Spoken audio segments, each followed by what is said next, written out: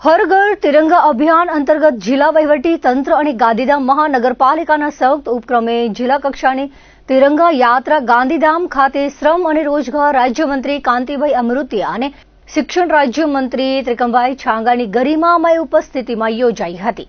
તિરંગા યાત્રા દરમિયાન દેશભક્તિના માહોલ વચ્ચે ઉપસ્થિત વિશાળ જનમેદનીને ઝંડા ચોક ખાતેથી સંબોધન કરતા શ્રમ અને રોજગાર રાજ્યમંત્રી કાંતિભાઈ અમૃતિયાએ જણાવ્યું હતું કે વડાપ્રધાન નરેન્દ્ર મોદીના પ્રેરણાથી આજે આપણે તિરંગા યાત્રામાં સહભાગી થઈને સ્વાતંત્ર્ય પર્વની ઉજવણી કરી રહ્યા છીએ।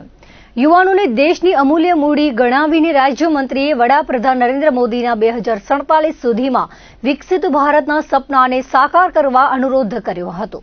દેશની પ્રગતિમાં જ આપણા સૌની પ્રગતિ છે એ વાતને જ પ્રાથમિકતા આપીને રાષ્ટ્ર પ્રથમની જવાબદારીનું વહન કરવા રાજ્યમંત્રીએ જણાવ્યું હતું। બહોળી સંખ્યામાં નાગરિકોની તિરંગા સાથેની ઉપસ્થિતિ બિરદાવી હતી। ઉચ્ચ અને ટેકનિકલ શિક્ષણ રાજ્યમંત્રી ત્રિકમભાઈ છાંગાએ પ્રાસંગિક પ્રવચન કરતા જણાવ્યું હતું કે દેશની પ્રાપ્ત થયેલી આઝાદી અમૂલ્ય છે। તેમણે 80માં સ્વાતંત્ર્ય પર્વની નાગરિકોને શુભેચ્છાઓ પાઠવી હતી। વધુમાં ઉમેર્યું હતું કે વિભાજનની પીડા શું હોય તે ગાંધીધામ શહેર જેટલું કોઈ જ ન સમજી શકે। તેઓએ આઝાદી સમયે ભાગલા અને ગાંધીધામ શહેરની સ્થાપનાનો ઉલ્લેખ કરીને કહ્યું હતું કે આ મહાનગર અનેક પીડાઓ સહન કરીને આજે વિકાસના પંથે અવિરત દોડી રહ્યું છે। ગાંધીધામ શહેરના વિકાસનો શ્રેય દેશના વડાપ્રધાન નરેન્દ્ર મોદી અને ગુજરાતના મુખ્યમંત્રી ભૂપેન્દ્ર પટેલને આપ્યો હતો। કચ્છ મોરબી સાંસદ વિનોદ ચાવડાએ સ્વાગત પ્રવચન દરમિયાન જણાવ્યું હતું કે સમગ્ર રાજ્યમાં આન બાન અને શાન સાથે હર ઘર તિરંગા અંતર્ગત તિરંગા યાત્રા યોજાઈ રહી છે।